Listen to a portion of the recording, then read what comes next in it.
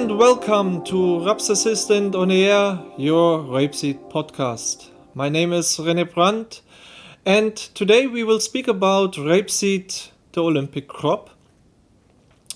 Again with me, I have the honor to welcome my guest in Sweden, Albin Gunnarsoni from Svenskap's. But before we will jump directly into our discussion here today, I would like to ask the farmers in our audience, did you reach last year a rapeseed production of 7,174 kilograms per hectare? No? Interested? Then have fun and enjoy our edition here today. Again with me is the Swedish rapeseed rockstar Albin Gunnarsoni. Albin, how are you doing? Always fine, Rene. We're planning the new year, and we have to wait another 5 weeks until 1st of March when we can apply nitrogen here in Sweden. Okay, great to hear. Albin, during the last weeks, I had the chance to speak with my colleagues in East Europe. Next to this leading topic, Corona, we had also the chance to speak a little bit about the rapeseed conditions and the situation outside in the fields. My colleagues from the Baltics and from Belarus, they mentioned to me, okay, after a few years of more mild winter, they have now really strong winter again. They struggle a little bit with frosty temperatures and snow cover. Interesting was that my colleagues from Ukraine, they told me that at the beginning of the year, they had quite mild temperatures in Ukraine, with temperatures up to 10 degrees. Can you imagine that? Now they also struggle with frosty conditions, so there are already some question marks for the production then here in Ukraine in summertime. Albin, can you give us an update? How is the winter in Sweden? Well, it was very mild in December as well, but luckily we got a bit of winter in January. We have had snow on top of the oilseed rape in most areas, but it has also disappeared. But I believe snow is good because we still can get very low temperatures. Now we just have snow in middle Sweden, not so much in south Sweden and here at my office. So we can still have down to minus 15, 18 degrees in some areas, but with a few centimeters of snow, I'm not worried. Albin, during our last podcast in December about clubroot, we spoke in that podcast edition also about attractivity of rapeseed on one side. We spoke about challenges for the farmers, increasing diseases, necessary of resistances against such diseases. I remember also we spoke quite a lot about crop rotation, optimal sowing dates for a successful rapeseed establishment in the autumn time. I remember from our discussions in the last years that you mentioned Swedish rapeseed farmers, they are quite limited in their choice of using pesticides, for example. So I asked myself, what are you doing here for your farmers? What are you doing with Svenskap's for Swedish rapeseed farmers somehow to find a good balance for them? Well, you're right, but things have been better. We fought a lot to get the PGRs registered in Sweden and finally got it in 2018. There are still products we don't have, but they are available in the Baltics, even that we all work in the northern zone. In 2016, we wanted to see and compare different ways of growing winter oilseed rape with international tools, and we introduced a competition Rapsmästaren, that's like Swedish Open in oilseed rape. I can already add something to our listeners in the audience. Ladies and gentlemen, this competition called Rapsmästaren is more than just an event or a competition between farmers. Me personally, I don't know any other project like that with such an European perspective and with a vision to exchange here helpful advices between the farmers. In the past, there was events running similar like that. For example, DLG field days, but unfortunately for Rapeseed, cancelled already since many years. So, Albin, I think you have to give here more background data to our audience, especially. Where did you make this competition and what kind of structure was it? Small plots, big plots, and how you managed the technologies here in this event? The purpose to compete in oilseed rape is to break the limits. Our competition works like an open field trial where each competitor is free to choose nearly all his inputs. It's a professional plot trial with 4 applications. You choose variety, seeding rate, weed control, fertilizers, fungicides, and insect control, and more. The only thing that we can't manage is different soil cultivation. There have been 40 competitors every time, and each competitor pay to participate, but the winner with the highest oil yield will walk away with about 5,000 euros. That's good. Thanks, Albin. Now I guess our audience have a little bit better idea of what is here behind this competition, Rapsmästaren. Albin, I mentioned already that that you had quite broad group of international participants. So from which countries farmers and people were participating on your competition? The international input to this competition is very important, and we are very happy to have international competitors. This time we had competitors from Finland, Poland, Germany, Czech Republic, Denmark and United Kingdom. Albin, small surprise also for you. Today we have the chance to invite another international guest here to our podcast. It is a man working as a seed manager in one of the biggest dealers in the Baltic countries. Ladies and gentlemen, I'm looking forward to the participation of Sigitas Augas here in our podcast today. Welcome, Sigitas, and great to see you here in our podcast today. Many thanks for accepting our invitation, and already thanks a lot here for your support in our podcast. Let me introduce you a little bit to our audience. We know that you're working for one of the biggest dealer in the Baltic countries in Dotnova Baltic as a part of this Linas Agro group. You are a seed manager and working here in the business already then more than 20 years, if I'm right.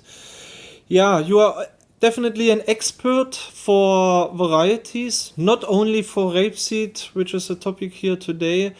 Sigitas, I would like to ask you, may add a few more points about you and yourself for our audience.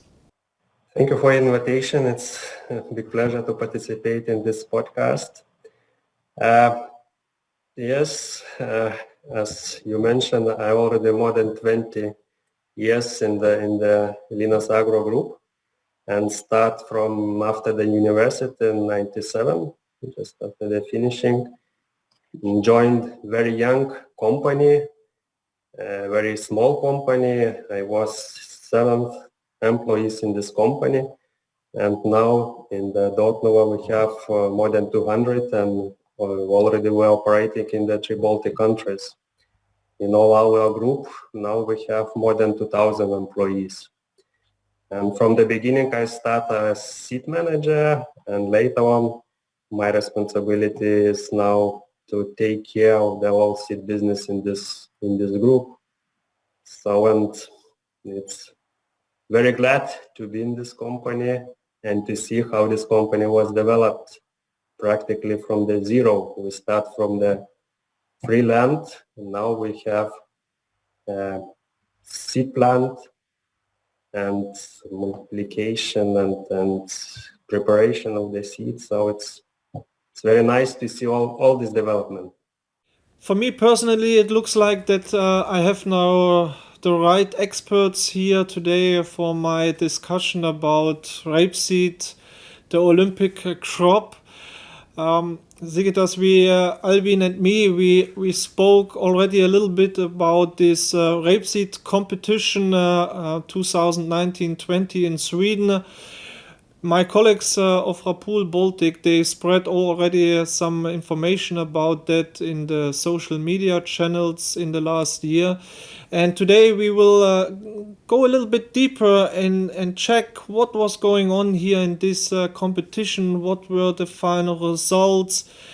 We will also discuss a little bit with Albin about the analysis, and may then discuss with you if there are possibilities to take over some of these advices and to spread them to the Baltic countries. So, Albin, come back to you. We had already a look behind the structure of your competition. Let us go further with the most important point. Please share with us what were the final results of your competition 2020. Yeah, when it's about a competition like this, it's timing, and also the right choice of variety, because this is always a single result. It's a single year on a single place. But we see that choosing the right variety will have an impact on yield by over 20%. But it's like competing with horses. You also have to steer the capacity and also know the capacity of your variety, and be cool with your crop. Oilseed rape needs to be grown, not forced to grow. And this is what the winning team Erfa Halland from Sweden did with 7,174 kilos of oilseed rape, and Espesedo from the Czech Republic with 6,986 kilos per hectare did. Albin, that are really outstanding results. Did you expect such a high production in autumn 2019? And please keep in mind, autumn 2019 in south of Sweden, that was quite wet. Spring 2020 was totally opposite. It was, if I remember well, it was then dry, and so the conditions were not really favorable for such a high rapeseed production. So, did you expect that? Well, you're right. It was very wet in autumn, and we are allowed to start to fertilize the 1st of March in Sweden, and mid of March until mid of April was really dry. But we were on one of our very best trial sites. Sure, we could have had even high yields, but 2020 went quite good despite those troubles in autumn and spring. Any further explanations next to this location and soil? Well, it's a good trial sites, and on good soils it's always easier to recover, and the soil will forgive you. We recognize a higher soil fertility led to a higher compensation potential. Sigitas, I would like to ask you, the the European rapeseed yield, so the average yield 2020 was somehow 3 tons, 3.1 ton for the European rapeseed in total.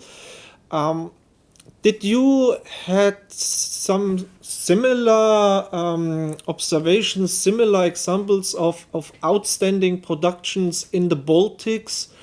Did you have seen some of your customers going also and breaking here yield records in the last year? 2020 yields for winter rape was quite good, but maybe a little bit lower than farmers was expectation, because that fields looks very, very good, and we have so long flowering time, maybe more than 5 weeks, what is unusual. And normally farmers, it's telling what 1 week flowering, that means 1 ton yield per hectare. But in the end, the yield was a little bit lower than was expectation and how the plants it looks. So, but in general, of course, 2020 yield was higher compared with 2019 yields. So I think the farmers, they are happy with the yields 2020. Albin, I have to ask you that, did you have heard this information or did you know that Yes, a week yes. of flowering is a ton of yield? Yes, we know that every week of flowering is a ton of yield, and I also recognize a very long flowering period in 2020 as overall in Sweden, and we got a good yield. Of course, we have had high yields with very short flowering as well, but it well, your crop stands open. It will be susceptible for fungus and like that, and have a long flowering time. But I believe that a little bit longer flower time is better than a compact short time, often caused by drought and stress. Let's go further. Ladies and gentlemen, based on the feedback from the last podcast where Albin and me spoke about Clubroot, we got a lot of positive feedback of this new little game. We call it Rapeseed for Experts, the little game by Rapeseed.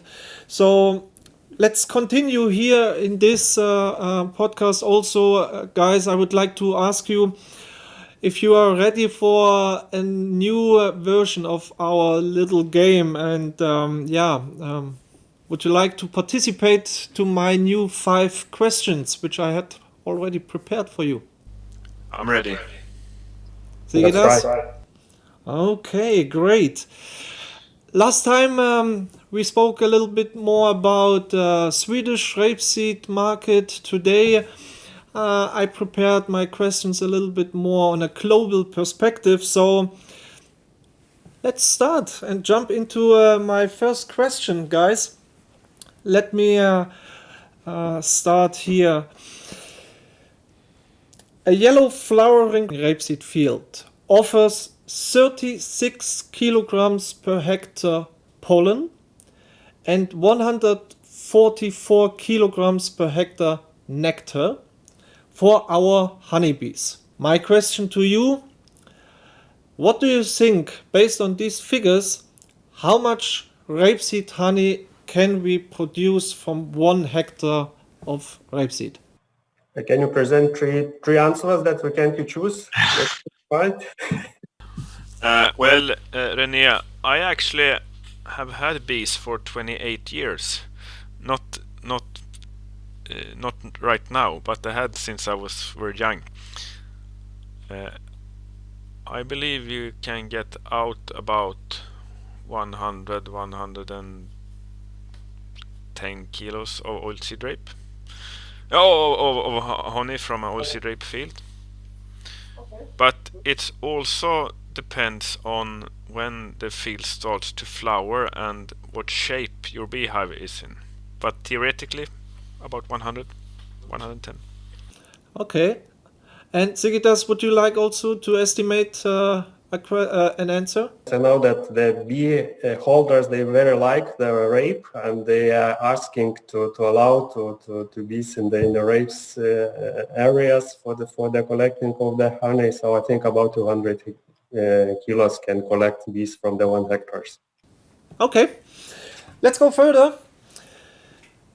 Our colleagues of Rapul Baltics, they will publish in the next days a new video about history of rapeseed breeding.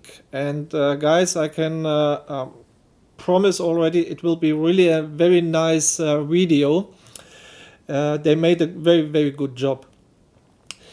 You know, NPZ, as one of the shareholders of Rapul, we have a huge and long tradition for breeding rapeseed. Our first leading variety created by Hans Lemke was tested in official trials at the University of Hohenlied in Germany between 1925 to 1931. This first variety was called Lemke's Winter Rapeseed. And now I would like to know from you, what do you think?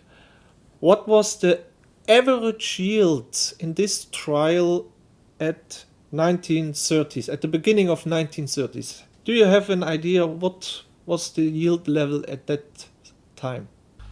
I think it could have been about, it's a higher Ruka, but it could be about close to 3 tons. Okay.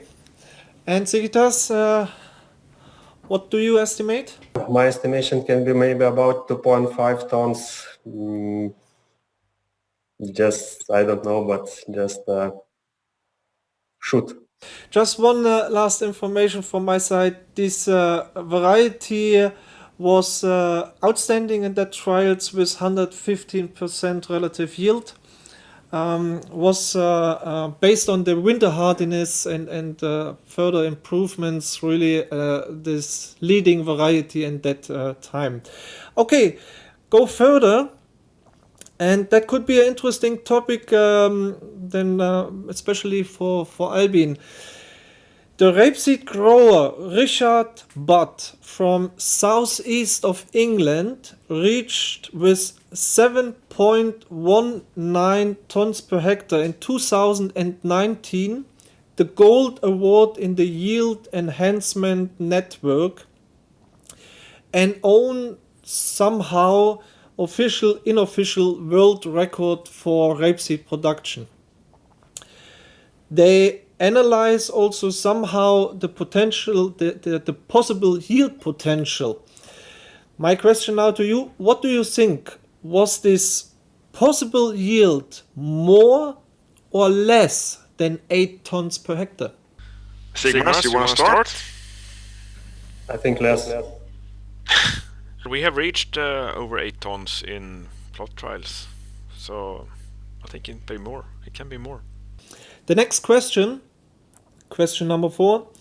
The International Grain Council expect for 2021-2022 an increase in the global rapeseed acreage of 500,000 hectares on a level of 35.6 million hectares, especially based on the developments on the international market in the last weeks. They expect, just for Canada, a plus of 400,000 hectares for sowing then in spring 2021 on a level of 8.7 million hectares. My question now to you guys, what do you think? Which country is forecasted with 7.4 million on the second place behind Canada? Could it be somebody else than China? China. Sigitas, you say China? Albin? China? Yeah. Okay, good. And last question. Rapul invest every year in breeding and research progress.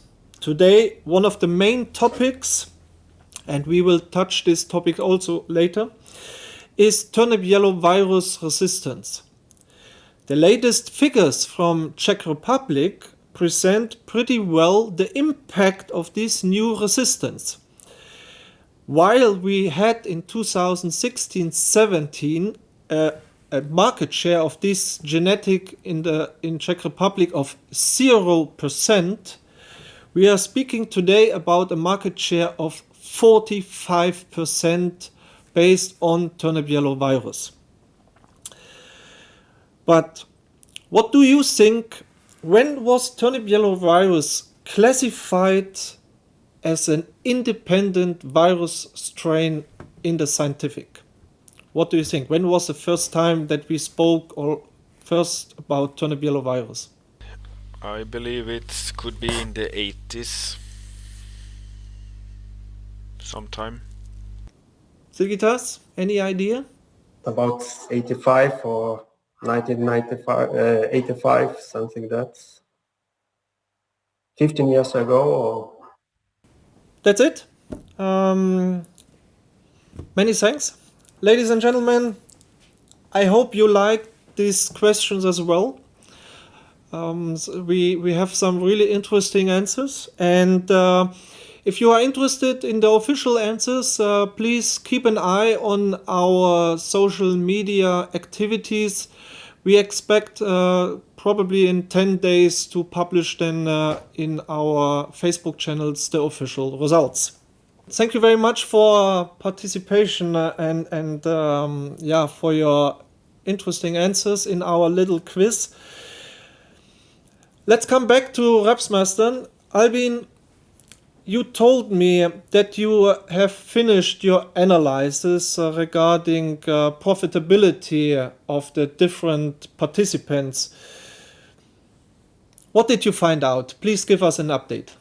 All competitors had different goals. Some just want to win whatever it costs. Some wants to see and compare their home strategy with others. And some are very good growers with green fingers and just want to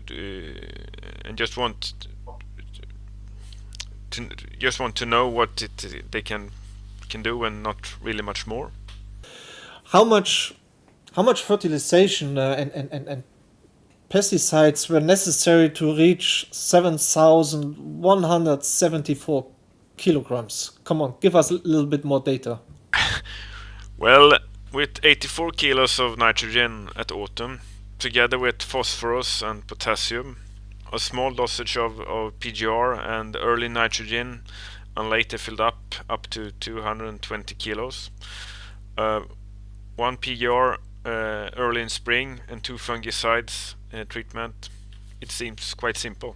I have some figures from Hungary, for example, about income of rapeseed production, and the latest figures, for example, in 2019, they show an income of 181 euros per hectare for rapeseed without any further support from the government.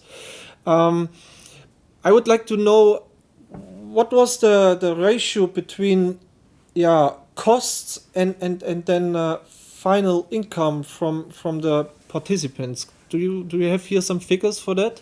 Yes, we have done a calculation after the competition to compare the different teams, and the highest income from oil seeds, the seeds, was 295 euros per hectare, but it can also be quite expensive to produce. But actually the highest yield value was done by the winner Erfahalla with 295 euros about per hectare. But when you calculate costs to that I think we had about 95 or something different products in the competition, so it was a huge work to get all prices and compare them. And we had put also cost for application cost with and that and so. And then we have a net income for the winner, and then it's a change here now. So now Espesedo goes from second place of yield to the first place in income, and they still have 220 euros left per hectare, but with those 220 euros per hectare they have to cover harvesting costs, seeding cost, and also land price, labor costs. But we have been calculated application cost and product prices. It was in our third podcast.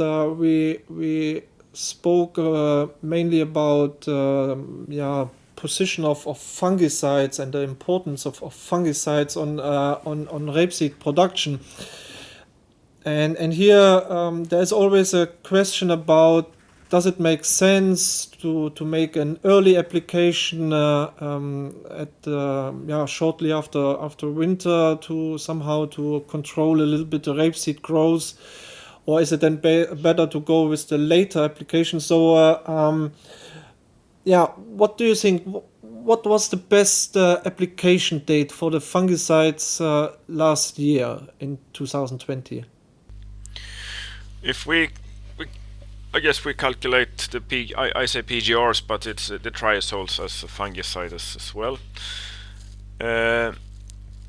We have 14 teams out of 40. They did applicate a fungicide early spring as a growth regulator. 8 teams did it the 20th of March. 3 teams did it the 25th of March, and 3 teams did it the 6th of April. If I look on to those 3 different application dates, I see that we have 5 out of 6 teams from those who did it a little bit later, 25th of March and 6th of April. They have a better position in the competition. They are up in top 10, and I think we see here that it's a very narrow window to do a spring application with the growth regulator, with a triazole. So this is a question about timing. You need to be very perfect in timing to get an positive effect about that. But it's impossible with 40 different teams, 40 different ways of growing oilseed rape, to just point out that this fungicide was the best one, this application time was the best one. There you have to have more clean trials, fungicide trials, fertilizer trials, weed control trial. Here is just a mess of all different applications, but we can see the tendency that a little bit later, from circumstances at the trial site in the very south of Sweden, an early spring application in the very beginning of April was the right time in 2020. Sigitas, I'm curious about your opinion. Would you agree with this feedback also for Baltic market? In the Baltics also, it's 2 opinion. One farmers, they are using this early spring application for the grow regulators, and another not. But our suggestion maybe is that for the maybe hybrids which has a Gura system and has maybe most acceptable for the lodging, and if there is very good growing condition in the spring, we recommend to use this grow regulator. But for the MSL system, and if there is a very cold spring, then we suggesting maybe not to use this early spring grow regulators. But still it's on the discussion in our market how it's positive this very early grow regulators use on the winter citrate. There's no one opinion. Albin, back to spring 2020, we touched that already at the beginning. It was a little bit more cold. It was a little bit slowly start. So my question to you: how was then here the influence of the insect? Did you see big pressure here, and how the participants react here on insects? We have scouted all the insects in at the trial site together with the Swedish Board of Agriculture had a control station there, and it was not a lot of insects, just a few weevils, no pollen beetles, and it was a very low it's a very low amount of insects, and about 50% of the teams did like one insecticide application, but when we look at the scouting, you had probably no effect of the insect application, and we have been working quite a lot with insects control in Sweden, and we try to give advice and talk about using insecticides when you have a problem, when you reach a threshold, and be very aware of using too many insecticides, because it's a limited way, and we don't get more substances. And I think a very similar situation what Albin told, that spring was quite cold and the pressure from the insect side was pretty low.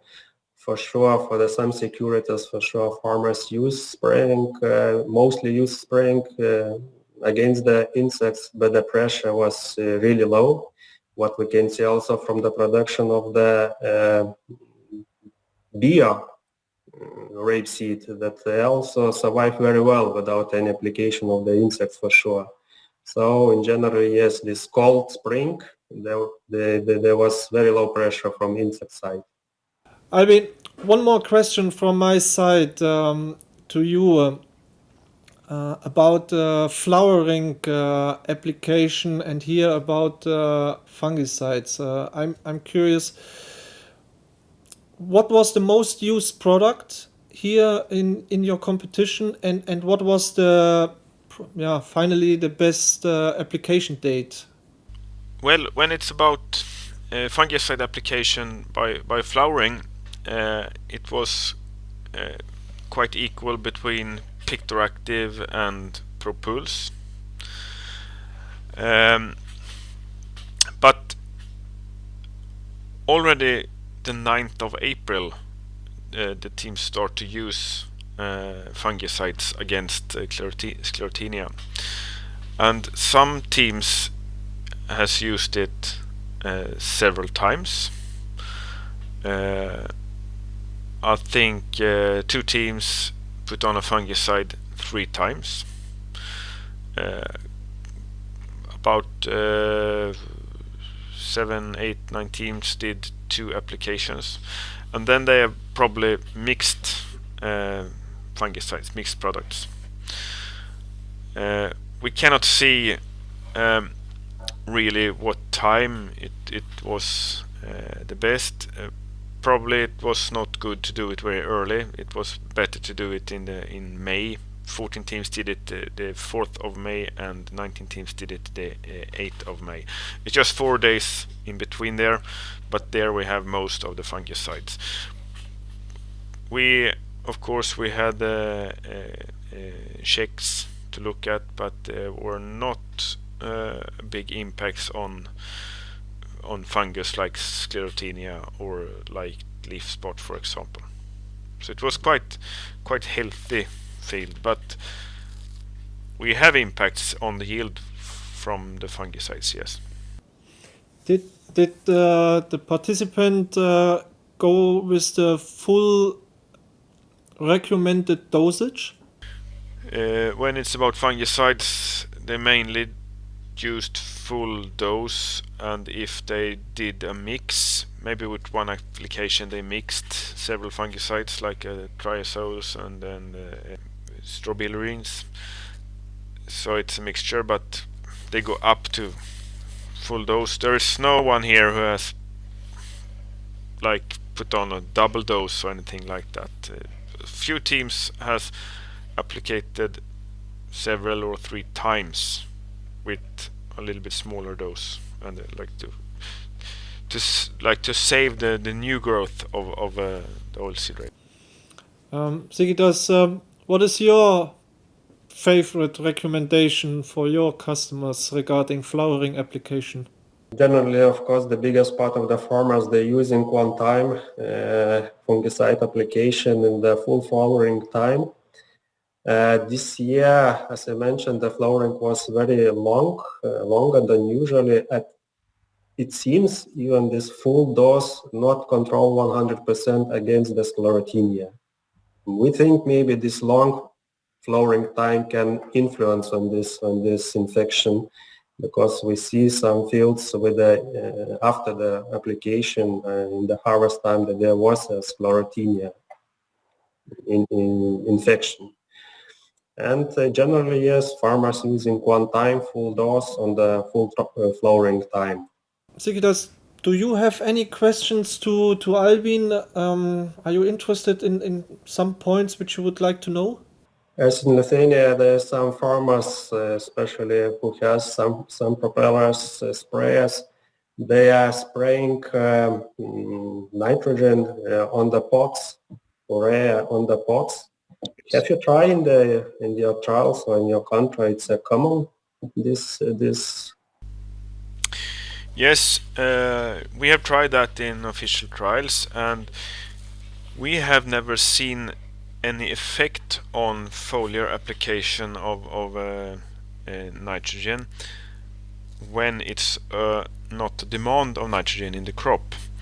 You can get a positive effect if you have a nitrogen deficiency, but if you have enough nitrogen available for the plant from common application in early March and April, that's fine. You will not improve the yield if you spray more nitrogen on the pods if the plant has sufficient with nitrogen. That's our experience.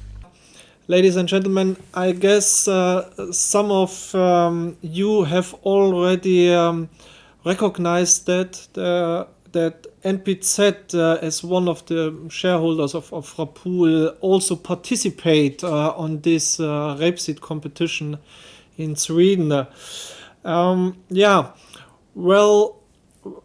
2016 I was too late with for applying to participate on the first competition, but 2020, I got the chance to participate here in this event, and of course I was really looking forward for this experience, and I started really with some big expectations to myself and to benefit somehow from this exchange with all these other competitors. But what should I say? Already after a couple of weeks, there came up the first disappointments and some really bad feelings, because I already start this project with a big mistake and really with a very disappointing performance of my plots. Come on, Albin, give us an update to our audience. What were my main mistakes here in this competition? You didn't listen to my special advice to our international guest that you don't know our Swedish circumstances. You didn't fertilize at seeding. That was the biggest mistake, and you were also unlucky with the choice of your variety. Yeah, really. it was really I really remember so like it was yesterday when I came then to your autumn field day and have seen then my plots in comparison with the other plots. Oh fuck, that was really, it was a shock. And then tried somehow to compensate this disadvantage then later on in autumn and in spring, but it didn't work. But Sigitas, can you have a comment from the Baltics about autumn application to oilseed rape? In Sweden, it's very, very important to put on nitrogen actually at together with at seeding time. Yes, we're doing also application in the autumn time, but the quantity is a little bit different. It depends on the technology. If the farmer is using some plowing or some pre-crops like grassland, then the nitrogen they're using maybe about 30 kilos in the autumn. But if the farmer is sowing after the cereal, especially this autumn when the straw was huge amount left on the fields, so they use additionally 30-40 kilos for the nitrogen in the autumn time. Yep. So generally, yes, in autumn we're using, but the amount depends on the technology on the pre-crops.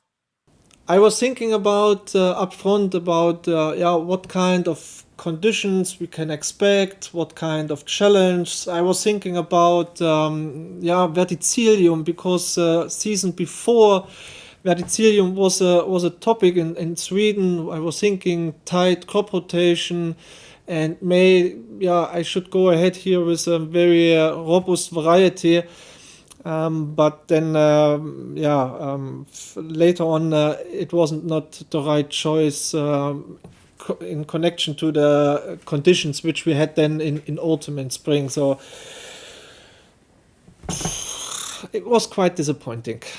There was a statement which I found in social media. Agriculture seems so simple if your plow is a pencil and if you are 1,000 miles away from the field.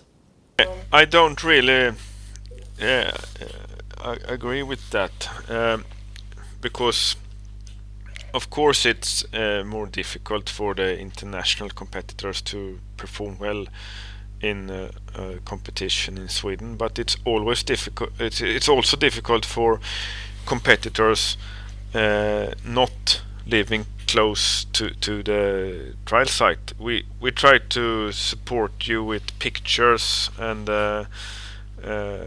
on your plots and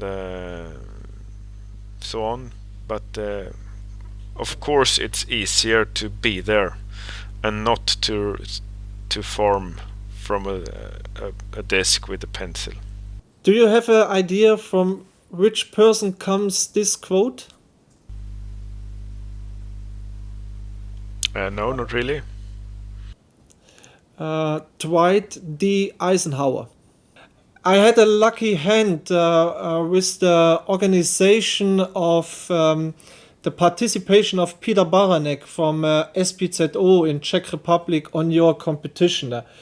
Finally, he was able to reach the second place in your event. Would you like to give us a little bit more feedback about his main success factors?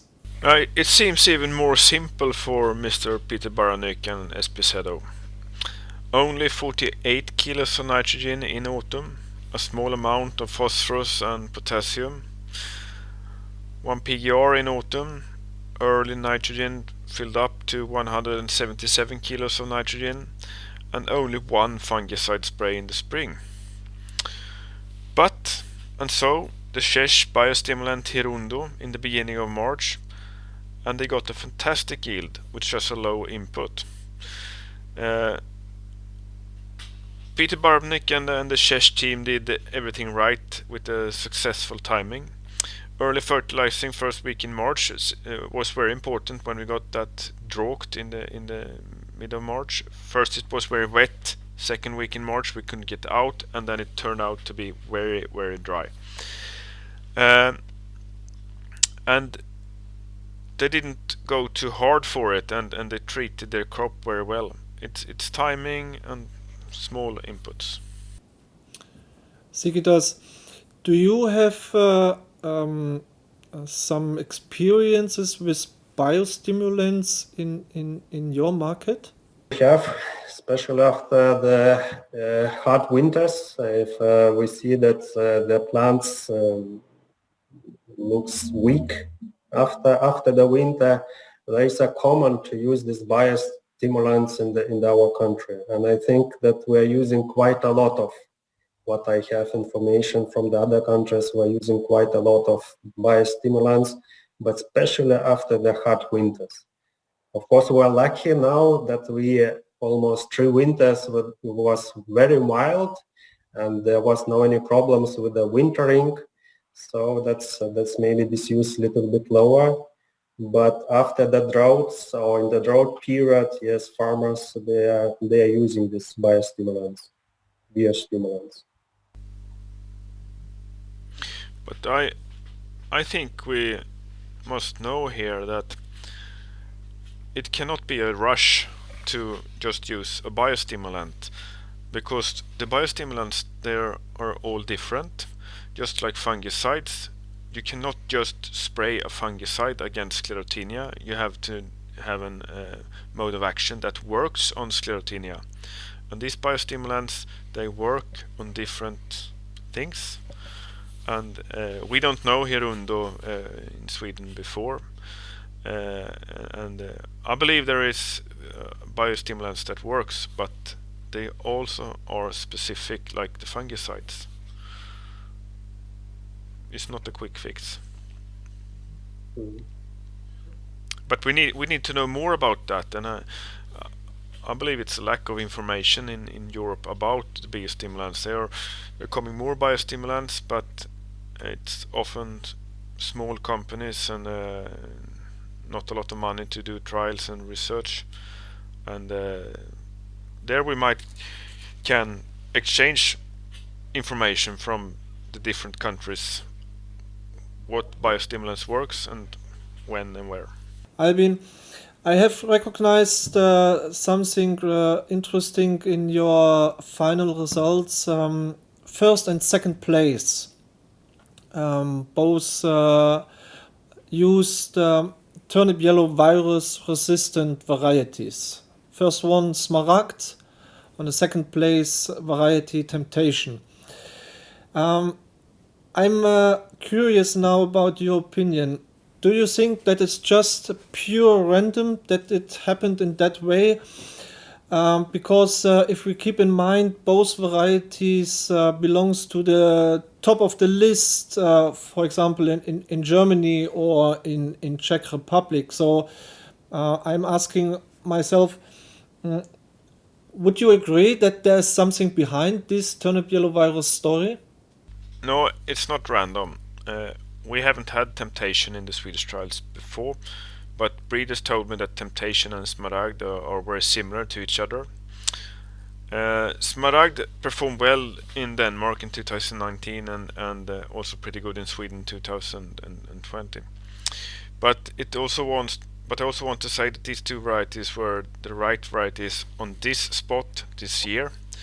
But we also have a variety from a different company that went good in the trials but bad in the competition. So it's an example when you have to be able to run your horse the right way, and to get out the full capacity of the variety by choosing the right inputs. And when it's about the turnip yellow virus, we haven't actually found any virus in the Swedish oilseed rape yet. We do collect aphids. We do find some aphids, but not a lot, and we don't find any virus yet. So I don't think there is an impact from the virus resistance in this Swedish variety testing yet, but it might be. Sigitas, You have in your portfolio since last year also the first turnip yellow virus resistant hybrid from Rapul. The variety is called Dominator. We have recognized already quite good start with this variety in your trials.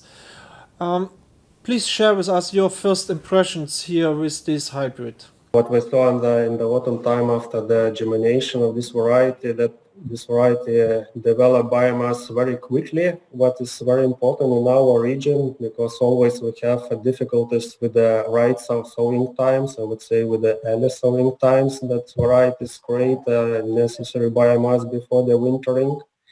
And another thing what I like on this variety, even this variety grow very fast in the autumn time, but the grow point was not make elongation. So it's also very important for the winter hardiness. If we will postpone or do later this grow regulator, then its elongation has big influence on the winter hardiness. So this, even in the spot where we find more plants that was necessary, these growing plants growing point was quite close to the ground, what is very important for the wintering.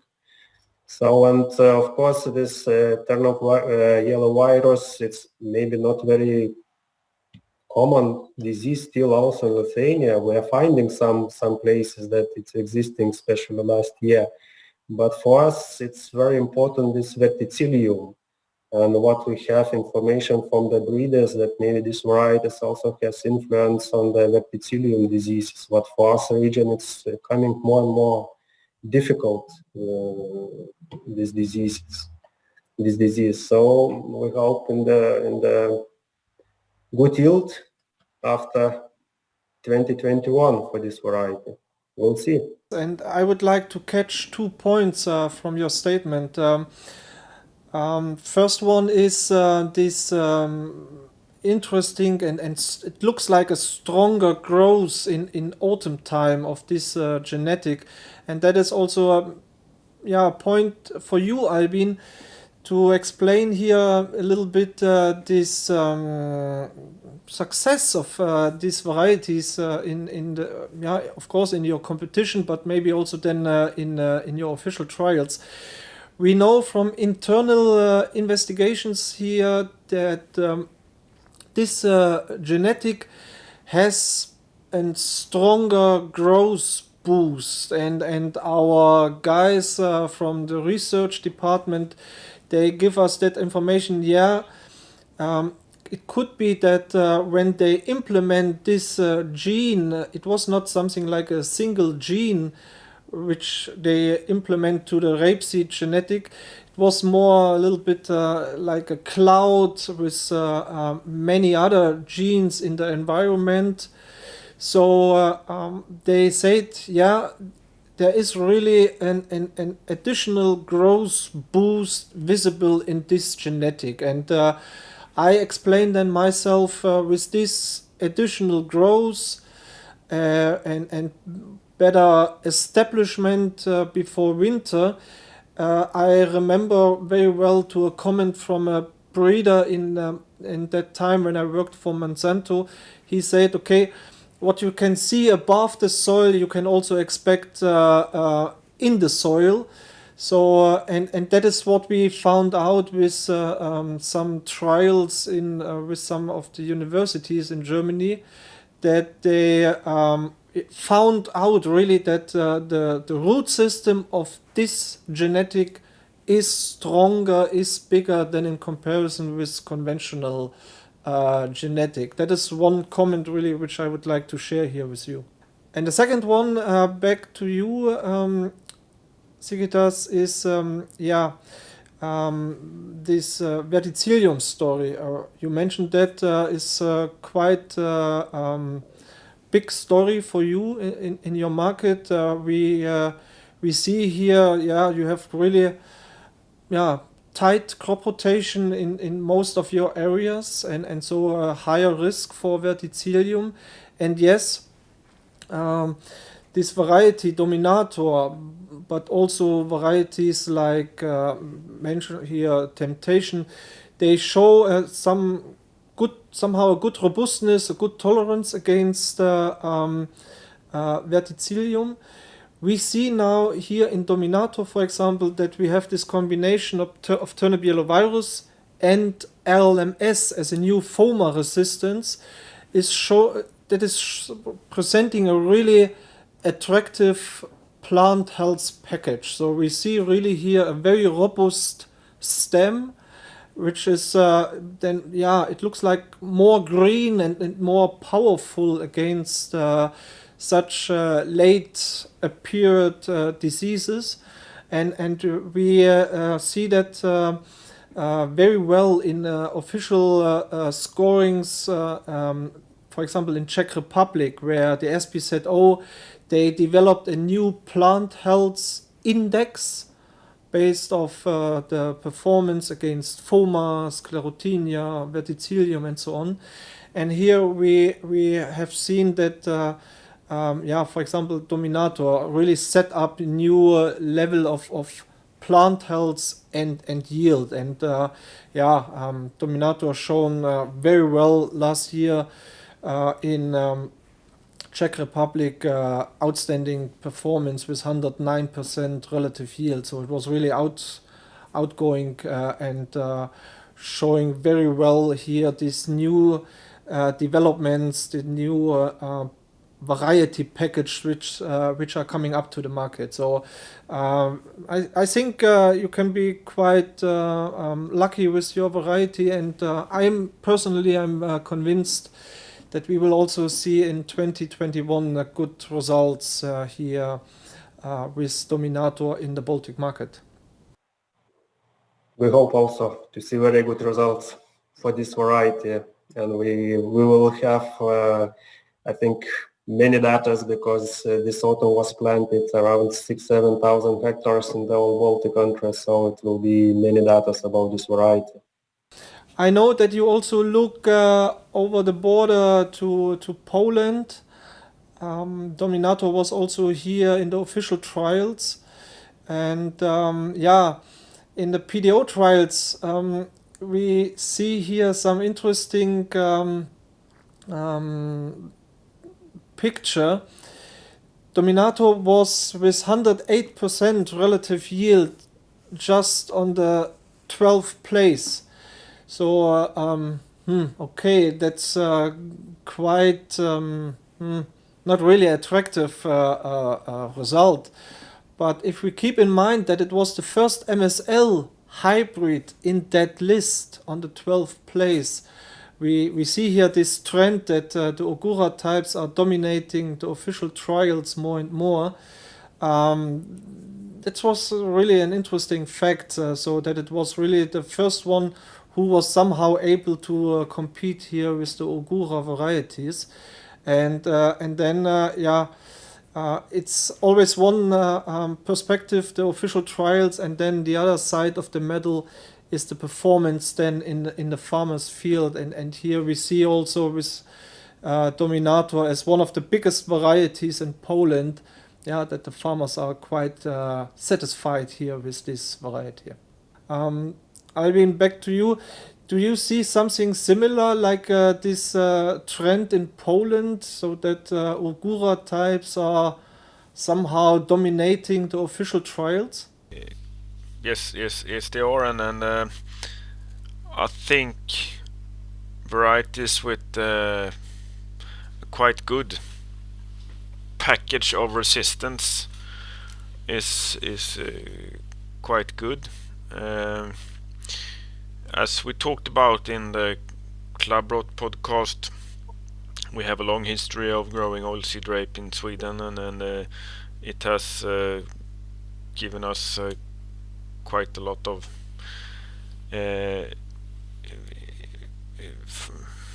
diseases in soil like verticillium, and of course with Clubrot there is some FOMA, there is always some FOMA, there is some light leaf spot, and you need to have a variety with quite a good, I call it common resistance, not a not a specific resistance, but varieties with common resistance, they probably do quite good in official testing. And the result from an official testing is always an average of several trial sites, and that's the difference here of official trials and the competition like the Rapsmästaren. And this is a result from a special site, a special year, and there has special circumstances this special year, and it same applications, same varieties will probably do a little bit different next year, but this was right this year. Sigitas, I know that you have a quite tight calendar, and so I don't want to keep you longer as necessary here in our podcast. Many thanks for your participation, and I hope you enjoyed our discussion here today, and also many thanks for your feedback a little bit to look on these results from that competition more from the perspective of Baltic conditions. Me personally, I really hope and cross my fingers that we get the chance to see us and to meet us personally, maybe at Agrovisia in summertime.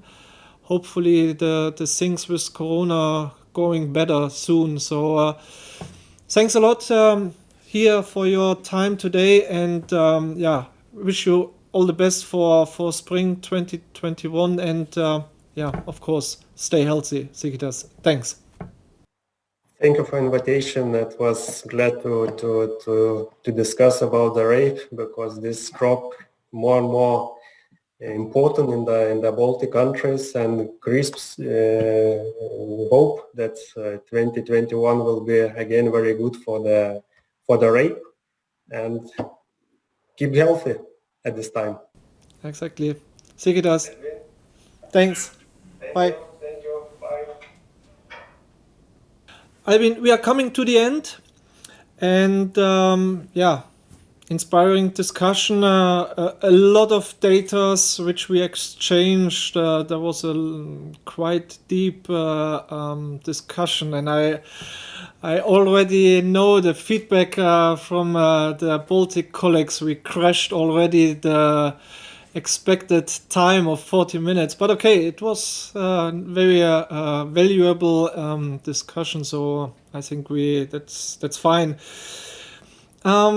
I know that you have always this intention to exchange here your experiences and advices with the farmers, really to give them the input, the impulse to adapt their technology in order to be ready for the challenges of today.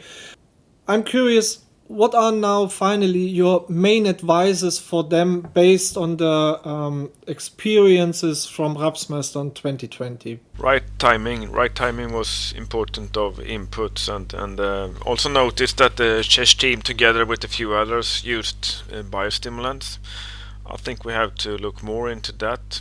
But biostimulants, as I told you before, can be quite specific. They don't work everywhere every time. You must have the knowledge of where and when. One more question from my side, and it's a little bit a review of our podcast here today. The topic is rapeseed, the Olympic crop. Do you agree that 7,174 kilograms per hectare deserve the gold medal? Yes, it's a top yield in our trials this year, but we just have one other site that was better, but who knows, that might be the next place for the Rapsmästaren 2024.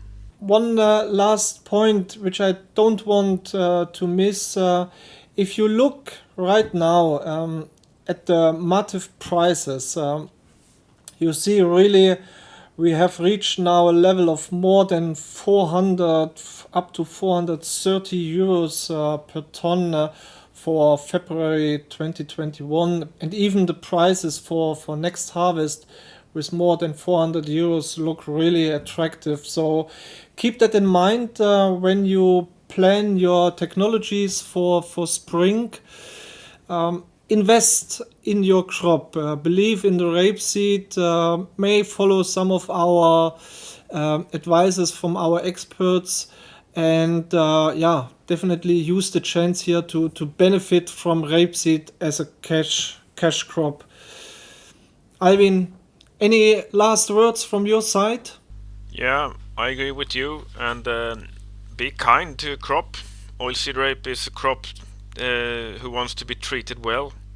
You can't push it to yield, and we saw that in Rapsmästaren 2020 as well in 2016. Albin, again, from my side, and I think also from the audience, thank you so much for your participation and for your input, feedbacks, and that you shared your personal recommendations with us during this already 5th podcast. Well, ladies and gentlemen, that's it here for today.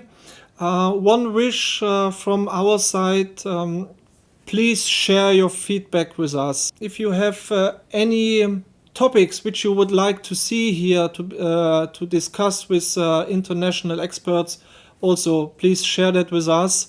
Rapeseed remain exciting also in 2021. We look forward to the next podcast.